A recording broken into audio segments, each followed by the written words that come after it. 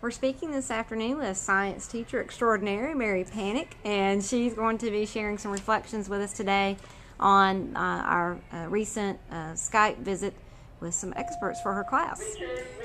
Okay. First of all, I want to tell you that the Skype visit was with a research vessel, a geologic research vessel, off the coast of New Zealand. So I think that was pretty exciting in and of itself.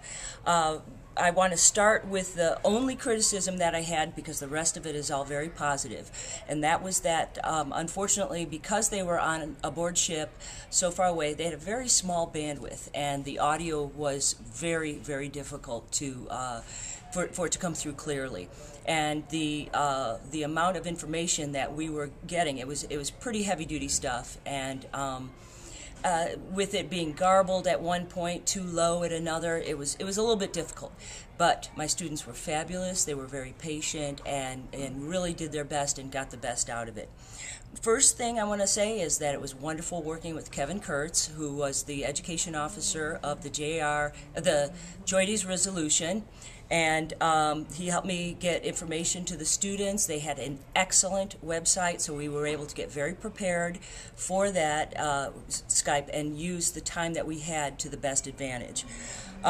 He was extremely accommodating, and the video clips that he had for us that were, the operations aboard the ship were excellent. He also did a tour of the ship, showed petrographic thin sections of their core samples and some of the results that they were getting. So this was a very collegiate, high-end learning experience for my juniors and seniors in the Earth systems. The actual interview was with two scientists. They were extremely candid, fun personalities, cordial. They weren't, real professor types. They answered all the questions with detail, but didn't throw a lot of, verbiage in there that would have been over the kids' heads. They weren't, pretentious, or they were fabulous. They were absolutely fabulous, and I highly recommend it. So, and as a matter of fact, I know that they've done interviews with elementary aged kids and middle schoolers as well. So they really liked being with my group. They said we had the best questions that they've had yet. But part of that, I think, is because they were able to understand a lot more of the detail and the science behind what they were doing.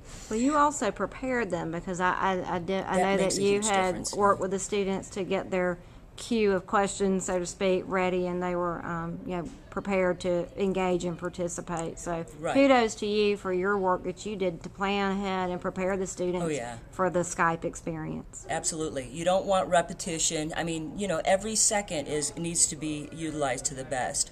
I am very encouraged to try this again, and so are the students.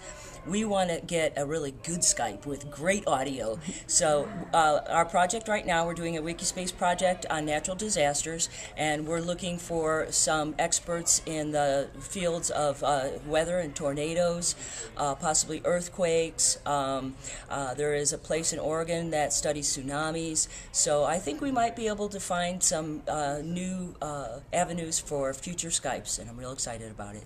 Well, I want to thank you for providing your students the time to have that experience. And as a librarian, I think it's really exciting, too, that we were all able to coordinate and work together for your students to actually work with a primary source in interviewing real-world scientists. Doing real-world research in this economy, in this day and age. It was fabulous, absolutely fabulous. And just one last quick question for other teachers who might be interested in connecting. How did you come across Kevin and his team?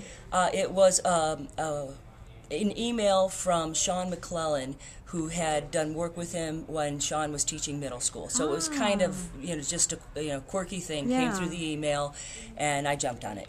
Oh, great. Yeah. Well, we will be linking out to their official website, as well as their Facebook and Twitter blog pages. And Twitter, They're all over the social media. So thank you again for letting us be part of such a fabulous learning experience. I could never have done it without Buffy Hamilton. Thank Buffy. you.